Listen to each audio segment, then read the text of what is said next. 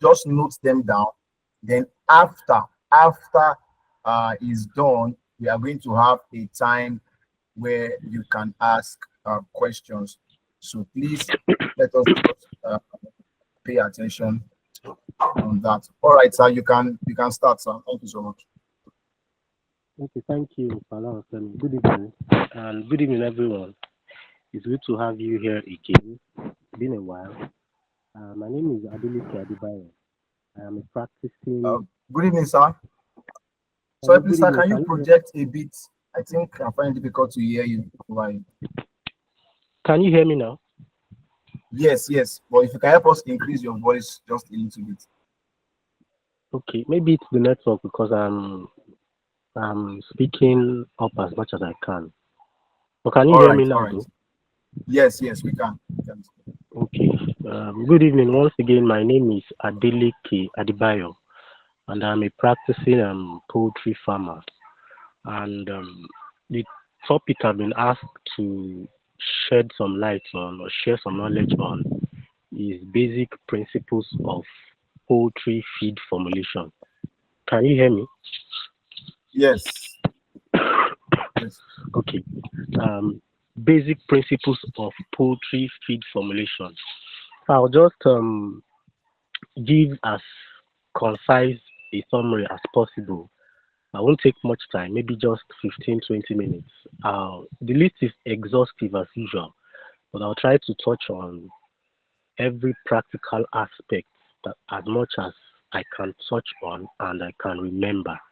Then, like the moderator said, if there are questions, you can ask questions particularly tailored to your area or tailored to your needs. Then I can try to answer based on the kind of questions I get. Can you hear me, please? Yes. Okay. So basically, poultry feed formulation, what's it all about? Is the process of consuming or combining different feed ingredients or raw materials to meet nutritional requirements of birds. Depending on the kind of birds, we have layers, we have broilers, we have turkeys, we have heavy birds, we have light birds. So poultry feed formulation is basically combining different feed ingredients to meet the nutritional requirements of each category of birds.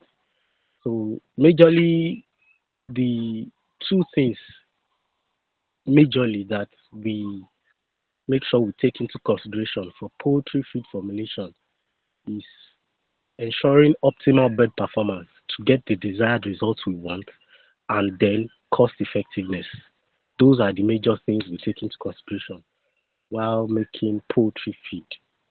So, in order to ensure optimal performance, we have to consider nutritional requirements, nutrient requirements. Okay, are your birds heavy birds? Are they not heavy birds? Are they parent stock? Are they breeders? Are they young birds? What age are they? Are they day old? Are they a week, 2 weeks? Are they growers at the grower stage? Or are they laying? Or are they at the tail end of their lifetime? Are they finishers? Those are the things you have to consider for the nutrient requirements. Because nutritional needs they vary based on the age, like I've mentioned. Are they younger? Are they older? Based on the breed of the birds. Requirements nutritionally for breeders are different for nutritional requirements for layers, and it's very different for those for broilers. Are you with me? Yes, we are with you. Mr. Okay. Benedict, please kindly on present what you are presenting, please. Thank you very much. Counsel what you are presenting. You are obstructing us. Mr. Benedict, please, if you can hear us, I don't know what you are presenting, but please present it. Thank you. You can continue, sir. Okay. Like I was saying, the nutritional needs they vary based on the age of the bird, based on the breed. We have heavy breeds, we have lighter breeds. So if it is maybe the breeders you're doing, if it is parent Sorry stock. to cut you short, sir. Mr. Benedict, please kindly close your video and on present. Probably your hand has pressed something else on your phone. Please kindly shut your video, please. Mr. Abdullahi Aminu, please shut your video. Thank you very much. Please. Okay, can you still hear me? Yes, we can hear you. I'm just trying to see that we have some form of arrangement because of the network. Mr. Abdullahi Aminu, I know you can hear me. Please kindly shut your video. Please kindly shut your video. Thank you very much. Kindly close your video, please, because the network is already lagging, and we don't want such. We want everybody to be able to gain maximally as they are here. Kindly shut your video. Thank you. You can continue, sir.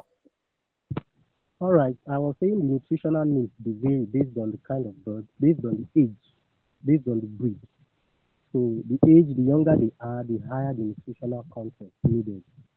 The breed, the heavier they are, the more the nutritional requirements. And then based on maybe the purpose, they're producing eggs, poultry for Hello, meat. sir. We can't seem to hear you clearly. Okay, maybe that's the network. Can you hear me? Yes, we can hear you now. We can hear you now. Okay, I guess it's the network. I said the nutritional requirements vary based on the age, based on the breed, and based on the purpose. Maybe the age at younger ages, birds require higher nutritional content. Heavier breeds they require higher nutritional content. And if the purpose is for meat or egg production, for example, the nutritional requirements for birds that are used for meat production they are always higher relatively than those used for egg production. So under that category, the main things there are about four, a few, maybe three, four, or five broad categories of broad classes of the components of a feed. I'll call them classes. Number one is the energy materials. The energy. Energy is just the way it sounds. Energy. It gives them energy. It gives them. It's like a source of energy provided by grains, especially grains. We have maize, we have wheat, we have sorghum, and all the likes. All the grains that are used in feed formulation, basically they provide energy. They are sources of energy. Then we have the proteins. That's the second category. The first category is the energy classes. The second category is the protein classes, or we call them the amino acids.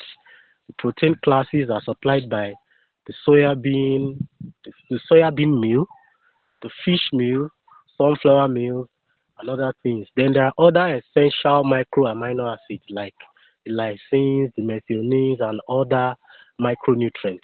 But basically, the proteins and the amino acids in feed ingredients, they are always supplied by the soybean meals, the fish meals, the wheat bran, and the likes. Then we now have the vitamins and the minerals. Vitamins and the minerals, they are always supplied by additives, premixes that we add to feed. They are supplied by synthetic additives, maybe your enzymes, your premixes, your bone meals, phosphorus and the likes, the micronutrients that go a long way to achieve the nutritional content of a feed. And we also have the fats and the oils. We have the fats and the oils, but most times we don't really hammer on these except for poultry whose purpose is for meat production. Because the energy, most times, the energy level, if not properly managed, can also lead to a spike in the level of fats and oils. So majorly, we still have the fats and oil anyway. That's the fourth category. They also serve to improve palatability most times and maybe energy density. So it depends on how knowledgeable whoever is using the feed is to handle these things. Now I'll go straight to factors to consider if you want to mill. Can you hear me? Can you still hear me? Is the network okay? Yes. Yes, we can hear you. Okay, I'm just trying to check in. So factors to consider majorly when trying to make a feed or when trying to do feed formulation. The first thing is ingredient selection. The first thing is how you select your ingredients. And there are about a few factors you have to consider. I'll just run through them briefly. Number one, availability is very key. Availability. You can only use raw materials or feed ingredients that are readily available. Things like in this part of the world, I know maize is readily available, which is what we call corn. Maize, which is the number one source of energy. Soya is available. Wheat bran is available, or wheat offal. PKC, palm kernel cake is available readily. GNC, groundnut cake, is available readily in this part of the world. We have the premixes, they are readily available. We have the additives, the enzymes, and the likes. We have the limestones, we have the bones. Those are the ingredients that are readily available. But things like, okay, we also have rice bran is readily available. But things like sunflower seed in this part of the world is not readily accessible. Sunflower seed, castor oil, and the likes, they are not very readily available. So the first factor to consider while formulating feed is availability of materials. The second factor is the stage of the birds. Like I said earlier, the age of the birds or the stage of the birds determine what formulation one will use. The younger the birds, the general rule of thumb is that the younger the birds, the more the quality or the higher the nutritional content of the feed has to be.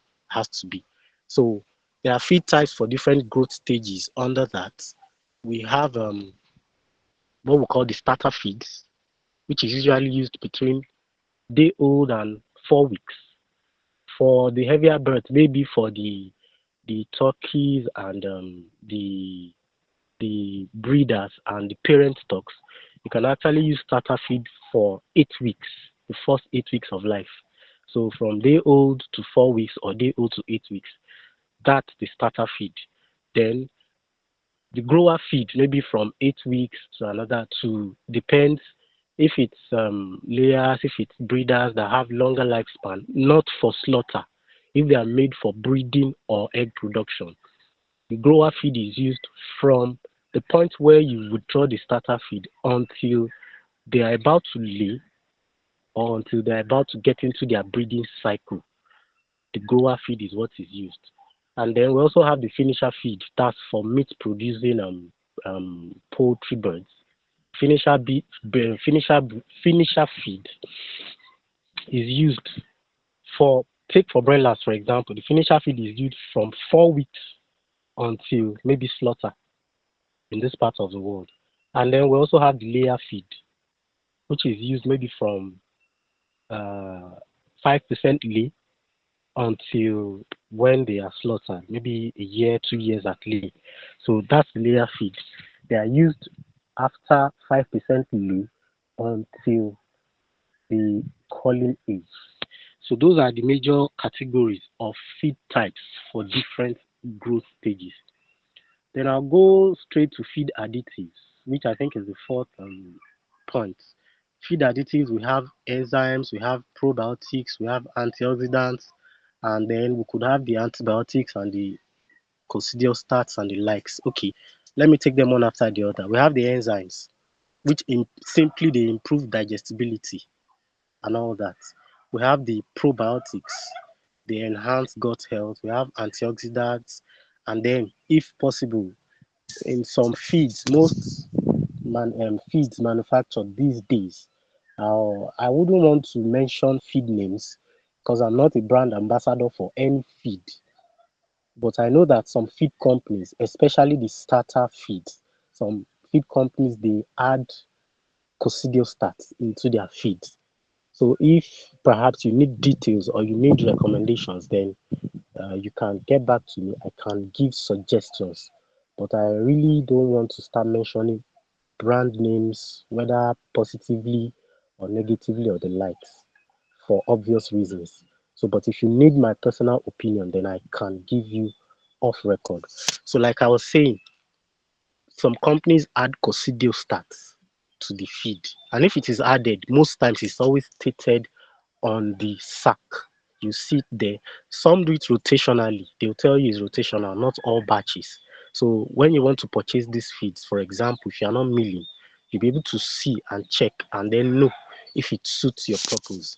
So like I said, the additives are enzymes, the probiotics, antioxidants, and the maybe coccidiostats and antibiotics. Now, we'll go to, I want to talk briefly about feed processing and quality control. Feed processing and quality control. The first factor is what I call observation. Okay, what I mean by that is this: it is a very, it is quite straightforward when you want to mill. And before, I would advise that if you are going to the feed mill to mill or whatever you are doing, maybe you are buying ingredients to crush and then mill by yourself, the first thing you have to observe. You have to use your sense of observation. You have to be very, very, very observant. I'll take maize as an example. There are there is one major thing when it comes to grains. We call it moisture level. The moisture level has to be as low as possible, like at the lowest possible it can be. And how do you check? The The official way of checking for moisture level is by using moisture meter. The moisture meter is simply is a device. It's a device like a fork, but it's not a fork. It runs on battery. It has two prongs. So when you put it on, all you need to do is if the material is bagged, for example, let's take maize. All you have to do is just dip the moisture meter, dip it in the maize, and then it will bring a reading, digital reading. It may tell you 11 point something, it may tell you 14 point something. So knowing the acceptable limit of moisture level helps a lot. It helps to reduce toxins, issues of toxicity. It helps to reduce issues of botulism, poisoning. So moisture level is very important. So when you go to the feed mill and when you get your feed materials, firstly, before your feed is crushed, before the maize or whatever is crushed, observe for moisture level. If you don't have a moisture meter, you dip your hand into a sack of maize. If you find out that the temperature inside is high, that means the moisture level is high. It will be hot. And this always obtains when in seasons when new maize comes out, when new maize is available. I'm speaking of maybe from July, August, September, when the new maize is being pushed out by farmers in farms and is being pushed into the market. Fine, those periods, the new maize it comes out at slightly or way cheaper prices than the dry maize. But at what cost? If you don't understand the principle of moisture level, then it's going to be being penny wise, pound foolish. So moisture level is the first, and it is, let me say, it's the most important thing in feed milling. Even uh, in ready-made feeds, when you buy feeds, if you don't observe that the moisture level is, because some people would have stored their feed for long, some would have stored their feed in conditions that have enhanced, that have high humidity conditions, such that the moisture level would have increased. So if you begin to use them or you open up those feeds and you don't pay attention, it could cause serious issues on the farm. Poisoning, it could cause bacterial infection, it could cause a lot of things. So moisture level is the first thing we have to consider. Then two, after moisture level, is just observation, the quality, the purity. If you have maize and you observe that it has a lot of dirt particles, like it has a lot of husk or it has stones, depends on who processed it. Maybe, for example, uh, the local farmers that process those maize, they spread it to dry in the open space on the sun and they just sweep and bag. And then those impurities, or the ones that when they are shelling the maize, they don't use proper shellers, such that you have a lot of husk being shelled. Some do it deliberately just to add to the weight of the maize, some do it unknowingly. So when you open up, you've checked the moisture level, now check the quality. While you see some, they are very, very, very clean. You see that they are, it's just simple observation. Can you hear me? Yes, continue, please. Yes, we can hear you. We are with you. We are with you. Okay, so it's just Yeah. simple observation. So when you see that these materials are compromised, you know you are beginning to you know if you use it without taking the necessary steps, the precautions, that means there could be issues down the line. So moisture level, the quality, and then the third factor is the nutritional mix. You have to know what you want to achieve and how to achieve it, the nutritional level. Okay, I'll use for example, I want to use layer mash. What is the minimum energy requirement for layer mash? What is the minimum energy requirement for starter mash? You have to know, and you have to work from that question or that question, get an answer. This is what I want. You now work back to what you need. As per, okay, the rule of thumb maybe for layer mash, energy level is minimum of 50%. Minimum of that's the maize in the feed.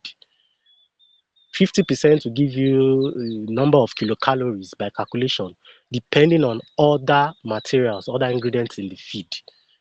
But as a rule of thumb, we always say, okay, we use maize 50% in every feed for layer mash. For slaughter birds, for example, it's always higher. For broilers, for the slaughter turkeys, for the finisher feed, it is always higher. Maybe a minimum of 53, 55%. It could be higher, it could be lower, depending on what you want to achieve for slaughter birds. Now, there's also a minimum requirement for the level of protein or amino acids. The rule of thumb, I'll give an example again. These things are not one size fits all. Please, let's note that these things, they are as your bird demand. Most feed types are even formulated based on weather. Depends on how much knowledge and understanding you have about these things. In hot weather, most times we tend to reduce the energy level. That is if you are used to it. Most of these finished feeds, they already know how. They observe the weather, so when they are pushing out feeds in batches, they know how to account for weather changes, sudden weather changes, and the likes to get the best results out of the birds. So, as a rule of thumb, though, for layer birds, for example, layer birds, minimum of 18% protein, minimum of 18%. Let's take for example, soya bean meal should be a minimum of 18%. Could be between 18 and 20%. For starters, you have a minimum of 23, 24% of protein. For finishers, it could be also 18 to 20 to 22%. It depends on what you want to achieve. There are actually some apps. I've said this in one of our previous lectures. There are some apps that help you. They ask for the ingredients, and then the apps tailor the feed based on availability and the ingredients you input. It gives you a formula, a feed formulation, but you have to work around the rest. It just gives you the basic. And if you need such, you can also get back to me. I can do a brief rundown, and based on what is available in your area, you can also suggest feed formulas to you. So I've spoken about moisture level, I've spoken about quality. Now I'm speaking about nutritional requirements, what you want to achieve. You have to have a formula, you have to know what you want as per energy, protein, or amino acids, and the enzymes and the likes. Now there's also another factor, but why I don't really why I don't really want to hammer on this is people may take it the wrong way. The factor is cost effectiveness. Now, the more the experience or the more you're familiar, you understand how feed milling works, then you can begin to take cost effectiveness into consideration.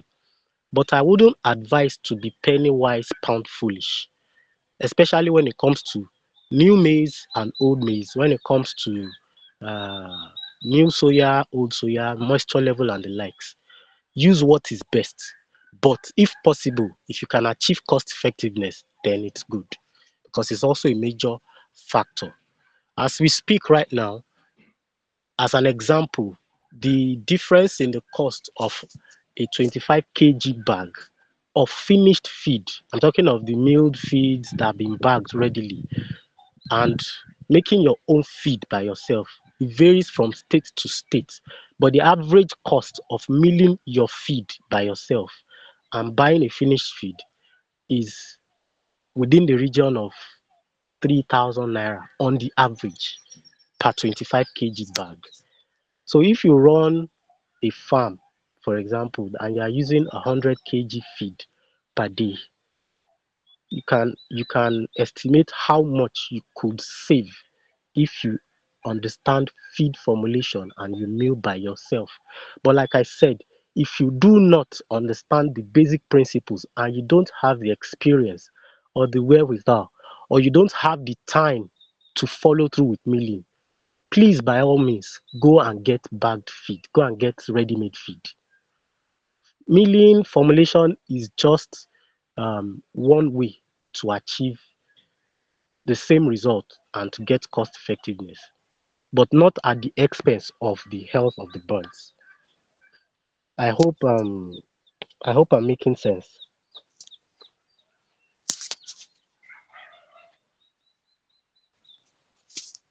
Hello, can you still hear me? Yes, we can. Can carry on. Sir. Okay, so I've spoken about all those ones.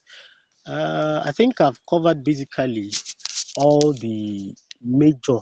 Like I said, it's exhaustive, but maybe when the questions start coming in, then there could be other areas I have not remembered to touch that I would remember, and then I would shed more light on, because I'll soon be wrapping up my presentation. Um, before I All right. before I Okay. before I I'm sorry. Your voice is low again. Probably is the network. can you hear me? Yes, we can. We Can can. you hear me? Okay, before I wrap up, I want to give an example. I want to give for example, I want to use layer mash as a basic one.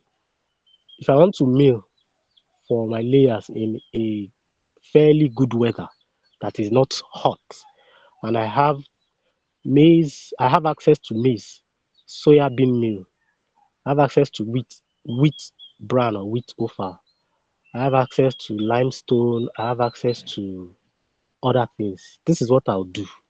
I'm just giving this is just a basic suggestion. For every 100 kg, I'll use 50 kg of maize, I'll use 20 kg of soya, I'll use 20 kg of wheat.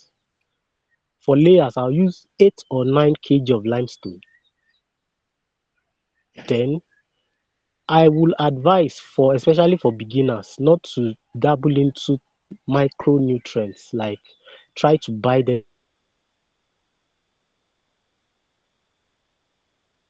yourself, because there are a lot of counterfeits. DCP, that is also DCP is the authority to bone meal. If you don't know what to look out for, how to know the authentic ones, please don't buy. It's better you go for what we call 5% concentrates. There are companies that have brought in all these materials, the DCPs, the methionines, the lysines, the premixes, the binders, the enzymes, and they have bagged it into 25 kg bags, and they call it 5%. All you need to do to make 1 ton of feed is to buy one bag. That is all. So all you just need to do is get it, add your maize, your soya, your wheat, and your limestone, and then add the 5% concentrate, and you are good to go. And there are even some that have gone as far as we have the 25% concentrate, you have the 30%. If it's the 25%, you just add your maize and your wheat. You don't need to add soya. That is all you need. And your limestone, if it is 25% concentrate. So for beginners, I'll suggest you go for the concentrates. Make findings, make research. Which ones are good? Which ones are available? Which ones are obtainable in your area? Meet up with people in the field that are experienced. Get a mentor if you need to. If you want to start feed milling, then you can proceed. Go start small, start low. Then with time, you begin to get more experience, And then when you have people share their experiences with you, you understand other basic principles of feed milling from experience. So I think basically I've touched all the aspects that I can talk about. But like I said, if there are any questions or maybe any aspects that I haven't touched, please you can please feel free to ask in the questions and I'll provide responses maybe for the next 20-25 minutes. Thank you very much. All right. Thank you so much, sir. Thank you so much for that wonderful and brief explanation. So without wasting much time, we want to move to questions now. So please, if you have questions, kindly indicate by or with the hand icon. Mr. Adekonbi Oluwafemi, please kindly shut your video. Thank you very much. Kindly shut your video. Mr. Adekonbi Oluwafemi, thank you so much. All right. If you have questions, please raise up your hand. I've seen one person. Is it only one question we have? Okay, I've seen. Okay, people are raising up their hands now. All right, so let us start. Mr. Akim, please kindly ask your questions, your question or questions. Mr. Akim. Thank you very much, Mr. Olufemi. It's a very beautiful presentation. My question is very short. This moisture meter, is it something that's readily available in shops selling farm equipment? Okay. That is one. My second question is, I think with this lecture, with this presentation, for starter like us that might not want to go into milling, or do I say it's a suggestion? I think it will assist us in doing a kind of elementary evaluation of the kind of feeds we are buying in the market. I want to thank you for the presentation again. Thank you. Okay, before our facilitator answer probably the second question, for moisture meter, of course, you can get moisture meter, and Afrimash sells moisture meter. So if you need to get moisture meter, you can just visit our website, www.afrimash.com, and then you search moisture meter, and you are going to see it there. Then you can choose the one that you want to get. Thank you. All right, Mr. Adebayo can take over, sir. Okay, thank you. I think you've answered the first one. I also wanted to refer him to your website.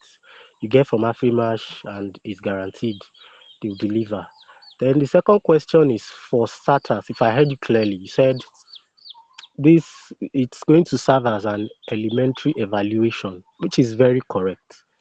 It's very correct. Even like I said during the course of the presentation, I am not a brand ambassador for any feed. So I'm not here to market or demarket any feed. Even if I have opinions about feed brands, they are personal and I will not say them in a public space.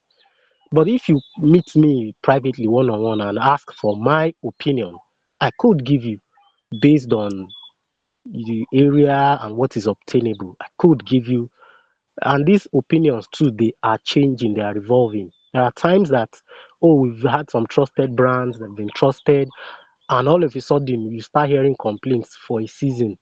And when we put one, two, three together, we discover, oh, it's from the feed. We now start again and check other feed brands, which one is. So at this point A, it may be this feed is actually performing. At this point B, maybe another feed. Depends on the quality control, the internal quality control of the producing company. So it's good. It's a way of elementary evaluation. Maybe if you want to start, like I said, start small. You can try maybe if you have the time and the means they are available. You can try with maybe if you have the means, maybe 100 kg.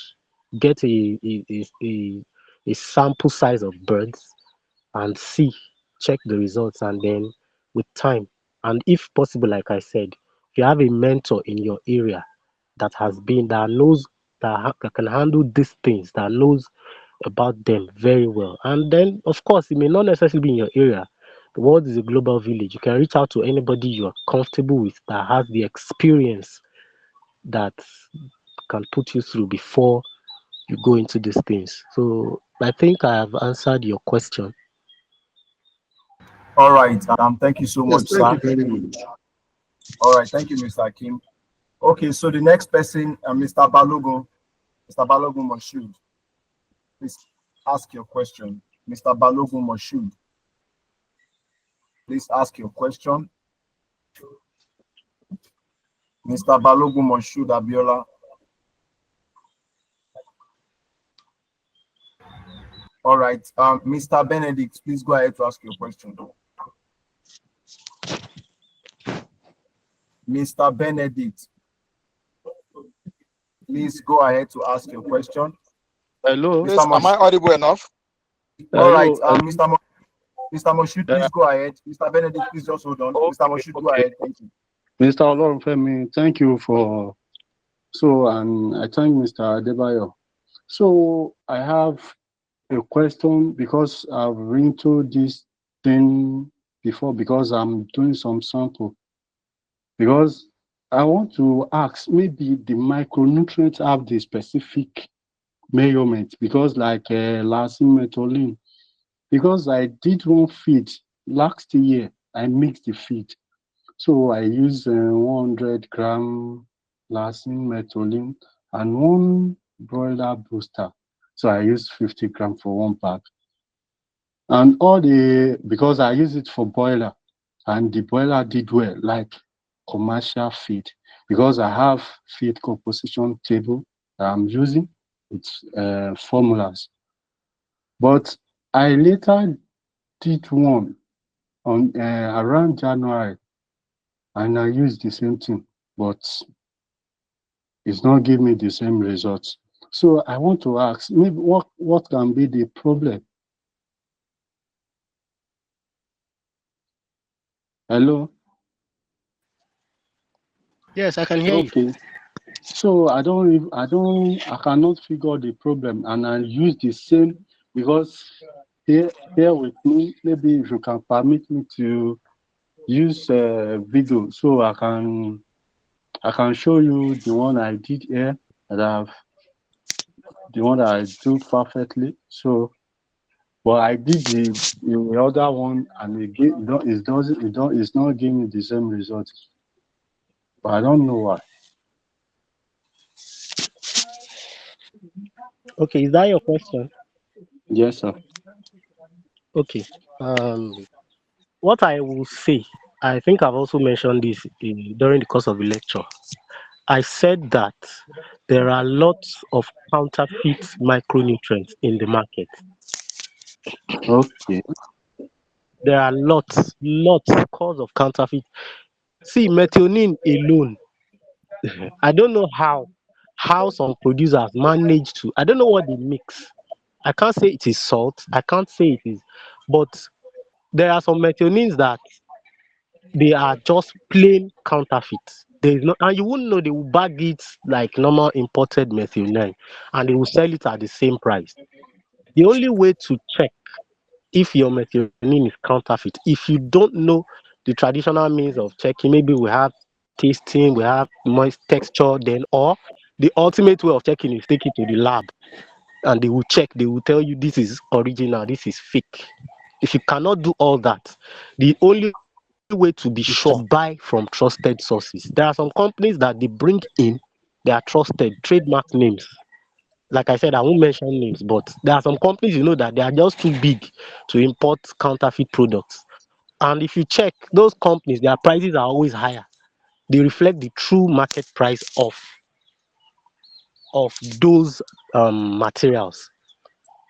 So if you have, for example, somebody selling methionine at 25 kg at 60,000 naira, take for example, and you have another person in a shop selling for 120,000, you know that something is definitely fishy. If you want to go and buy the 60,000 naira on because you want to save cost, then it's as good as you are just willing to fail. So the same thing goes with lysine. So even in the feed mills, at times most feed mills are guilty, they are culpable. They know. that these methionines are not of standard quality or good quality. But some of them, if you challenge them, they'll tell you that's what is obtainable in the market. And some of them are gullible, they don't know.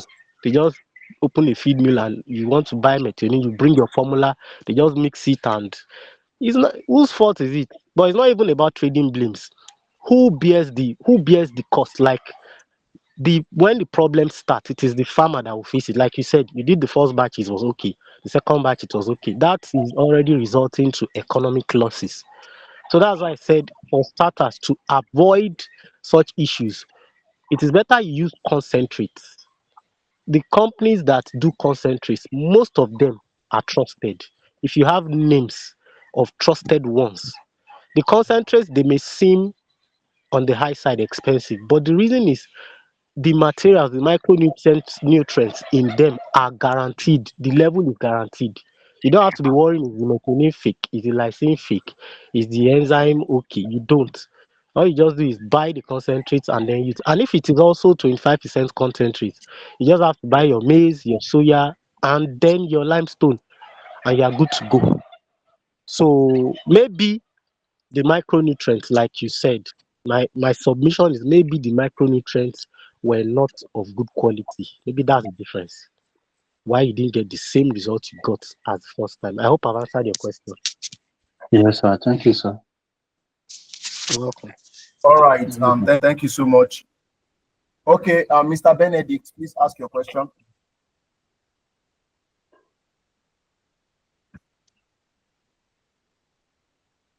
Mr. Benedict, please go ahead to ask your question.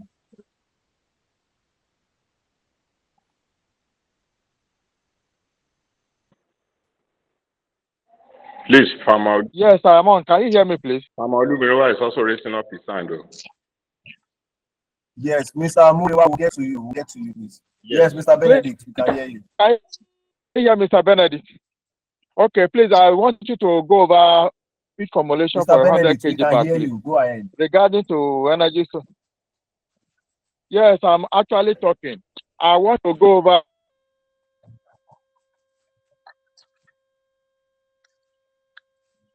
the feed formulation, please, once again. The energy source, the protein, and for 100 bag. All right, Are you Mr. with me, please? Debayo. Okay, like I said, yes, I heard you clearly.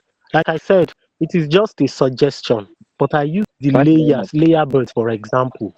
I said I said Yeah. minimum of 50 for 100 kg bag. I said 50 kg maize in fair weather, not in hot weather. 50 kg maize. I said 20 kg soya. I said 20 kg wheat or 18 kg wheat. Limestone 9 kg. Then the rest is your concentrate to give you an average of 100 kg or just slightly above 100 kg.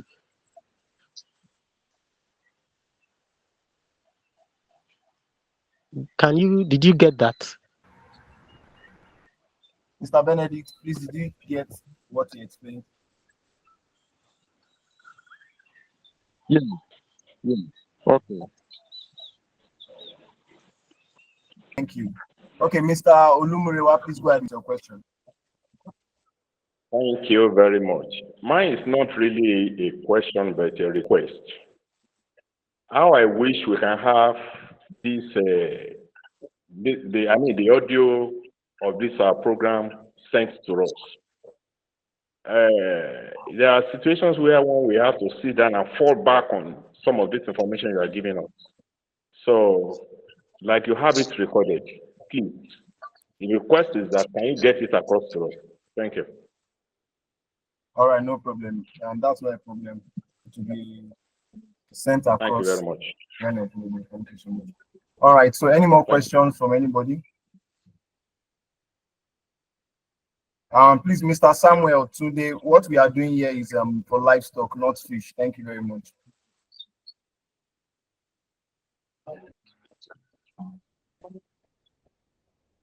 Any more questions from anybody, please? Okay. Hello, sir.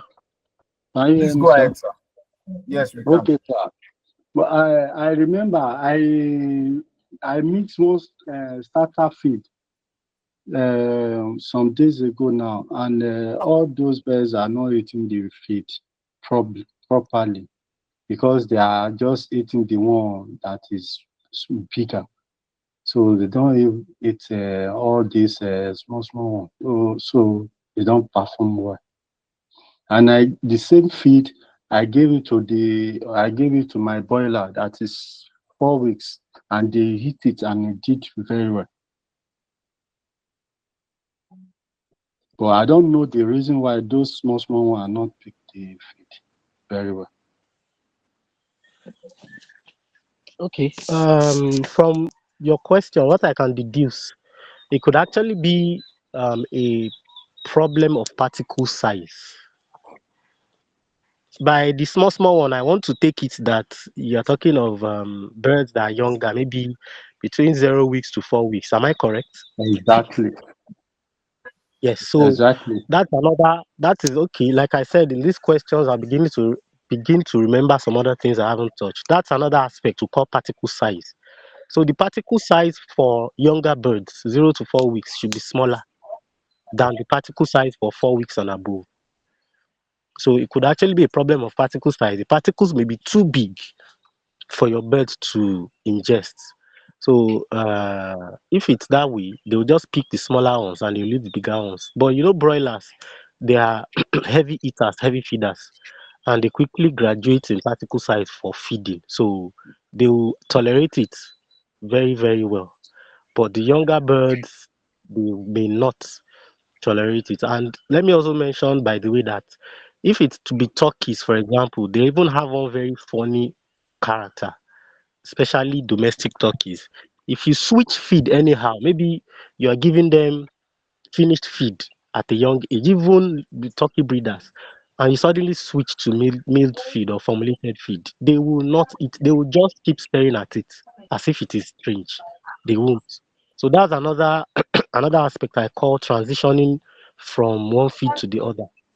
When you're at a level where, for example, you want to transition from starter to grower or grower to finisher, or your starter to finisher, or for example, I also advise that if you don't, for younger birds, if you cannot handle it, use finished feed for starters. Don't bother going to meal because they are young, they require a lot of delicateness, which a lot of care would have been put into these commercial starters, the good ones. You get, they would have been heat treated, they would have added coccidio starts. So for the first 4 weeks, it may seem like it's on the high side, but you are covered because you get your results. So maybe after 4 weeks now, you can now start doing it your own way. And then if you want to transition, that's where I'm going. You don't just yank off one feed and give them another. Like, you don't stop giving them starter and just start giving them grower. You have to start mixing it gradually. Okay, you are using starter, you want to change tomorrow. You mix 80% starter and 20% grower. Mix it somewhere with your hand. Give it to them. It's like deceiving them, they won't know. The following day, if they eat it well, mix maybe 60% starter, 40% grower, give it to them.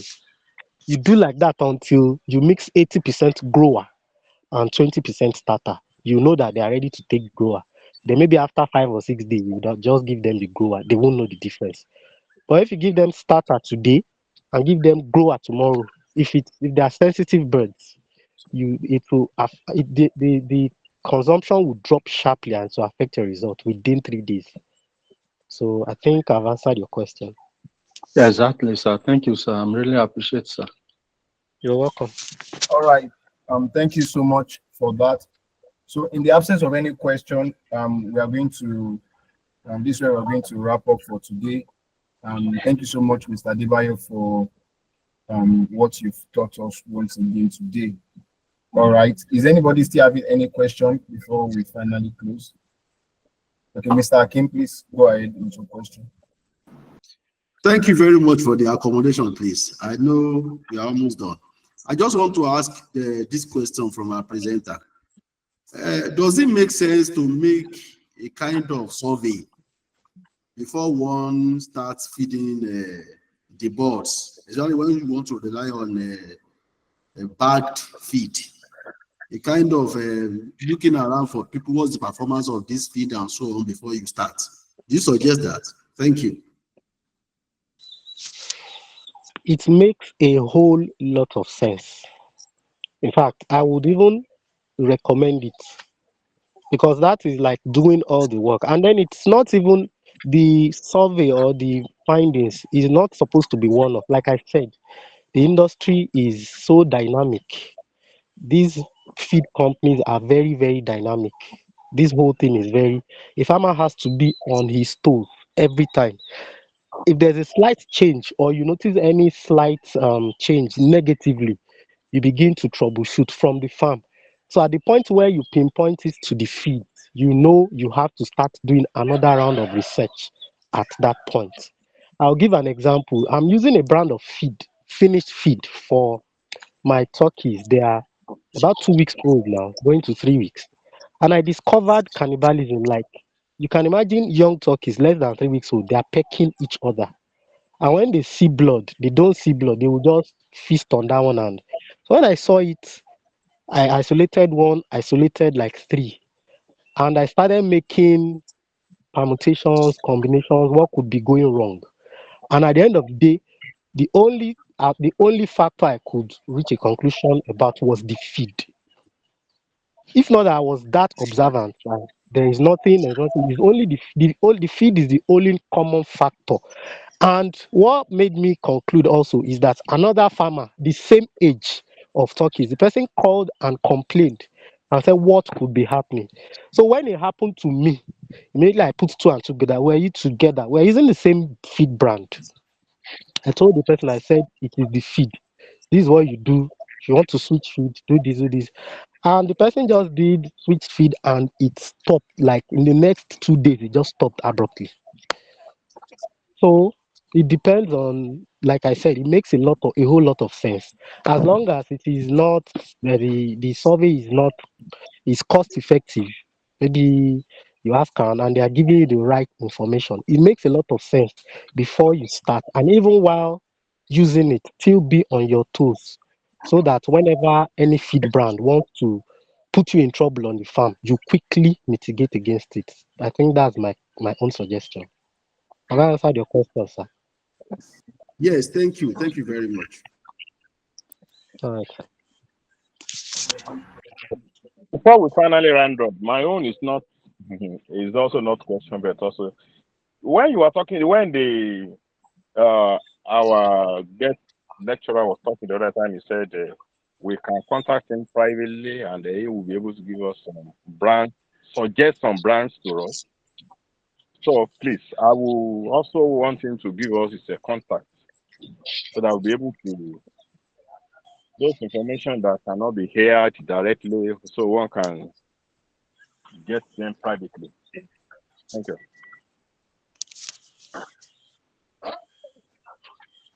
All right, no problem, sir. My contact is on the Afrimash group. If you are there, my contact is available for all to see. Uh, but if you admin, should I call out my phone number for them to take down? Is it allowed?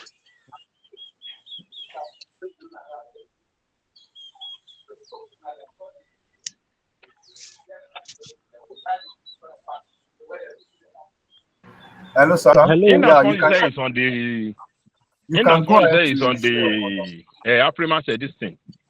There's no point. One can easily get that one on Afrimash platform. Okay, you can yes, if just you're pick on it the from One there. can easily get that one.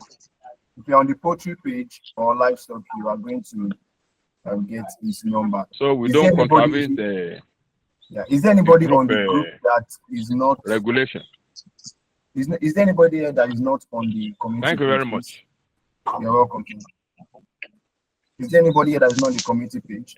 Okay, we believe that everybody here is on the community page. All right. So Mr. Adebayo is on. Okay, Miss Sandra. All right. Who else? Mr. Mohammed. Mr. Mohammed, do you have a question?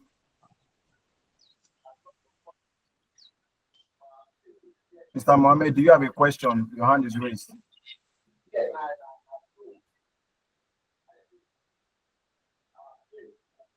All right. Okay, please hold on. I'm trying to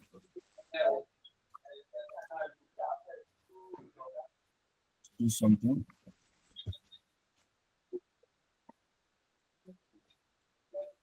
Okay, I'm trying to confirm something before we finally. Yeah.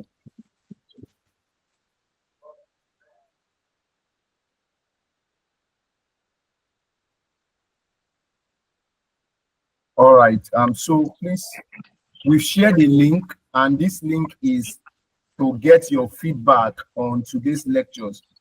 So if you click on the messages, you will see it. It has been pinned. It has been pinned. Let me reshare it. I'm going to reshare it now.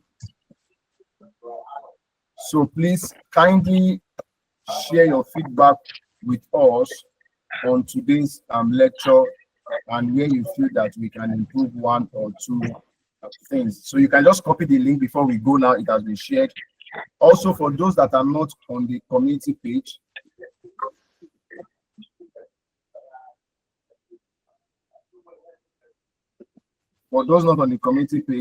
this is the link for the poultry page. So Mr. Adebayo is on this group. So if you need him, you can just drop a message and he will respond to you. So the link has been shared. So this link, the link just shared now, is for the poultry page. So kindly copy the link before we finally close this chat. Also, this is the feedback form. Ensure you share your opinion with us. The feedback form will also be shared on the group, on the community group, so that we can pick it up from there also.